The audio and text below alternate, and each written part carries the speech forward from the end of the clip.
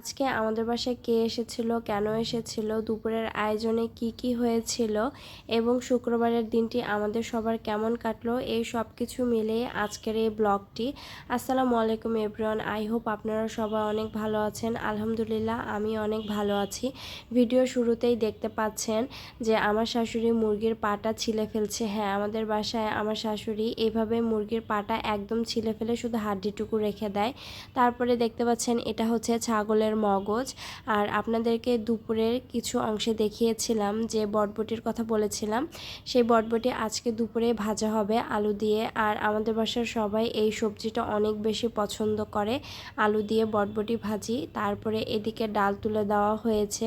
Actually আমাদের বাসায় ডাল ছাড়া কেউ ভাতই খেতে চায় না, প্রতিদিনই ডাল রান্না করতে হয়। দেখুন কি সুন্দর বটবটি ভাজি রান্না হয়েছে, দেখেই তো খেতে ইচ্ছা করছে, তাই না? তারপরে এখানে গরুর মাংস তুলে দেওয়া হয়েছে। আর গরুর মাংস কিন্তু আলু না দিলে একদমই মজা লাগে না। আপনাদের কি ভালো লাগে অবশ্যই জানাবেন। তারপরে প্রেসার কুকারে মুরগির মাংস তুলে দেওয়া হয়েছে, যেহেতু এটা দেশি মুরগি ছিল আর দেশি মুরগি একটু শক্ত হয়, তাই প্রেসার কুকারে তুলে দেওয়া হয়েছে। আমার শাশুড়ি এদিকে ইলিশ মাছের প্রসেসিং করছে। আমাদের বাসায় স্পেশালভাবে আমার শাশুড়ি ইলিশ মাছটা রান্না করে। ওনার হাতের ইলিশ মাছটা এত মজা হয়, না খেলে আসলে বলে বোঝানো যাবে না যে এত টেস্টি হয় ওনার হাতে ইলিশ মাছটা। আর উনি ছাড়া কেউই রান্না করে না এটা। তারপরে আমার শাশুড়ি আবার মগজ ভাজছিল, ছাগলের মগজ ছিল এটা। তারপরে দুপুরে রান্না শেষ আমাদের অলমোস্ট 12টার দিকে। তারপরে এদিকে আরাফ আর সায়েম নামাজে চলে যায়, তাই আমার হাতে একটু সময় ছিল, তাই কিছু কাপড় ছিল সেগুলো আমি ধুয়ে ফেলি। যেহেতু আমাদের বাসার খালা গ্রামে ছুটিতে গিয়েছে, তাই একটু কাজ করতেই হচ্ছে। আর নিজের কাজ নিজে করতে তো খারাপও লাগে না, মাশাল্লাহ ভালোই লাগে। আর বলেই ফেলি, আসলে আমাদের বাসায় এত আয়োজন হয়েছে, আমাদের বাসায় আসলে আমার ছোট ননদ আসবে।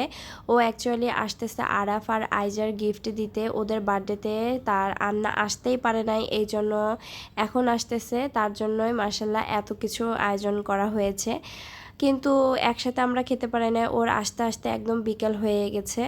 দেখতেই পাচ্ছেন ও খুব সুন্দর গিফট নিয়ে এসেছে। কিউট কিউট ব্যাগের মধ্যে কি আছে সেটা একটু পরে জানতে পারবেন। ও এখানে বলতেছিল যে আরাফ আর আইজা ঘুম থেকে উঠলে একসাথে ওদেরকে গিফট দিবে। এখানে আরাফ আইজার জন্য ওয়েট করা হচ্ছিল। আর দেখুন ওদের ওঠার পরে মাশাআল্লাহ ওরা গিফট পেয়ে এত খুশি হয়ে গিয়েছে, বিশেষ করে গাড়ি আর চকলেট পেয়ে তো আরাফ অনেক বেশি খুশি হয়েছে মাশাআল্লাহ। আজকে এতটুকুই, আল্লাহ হাফেজ।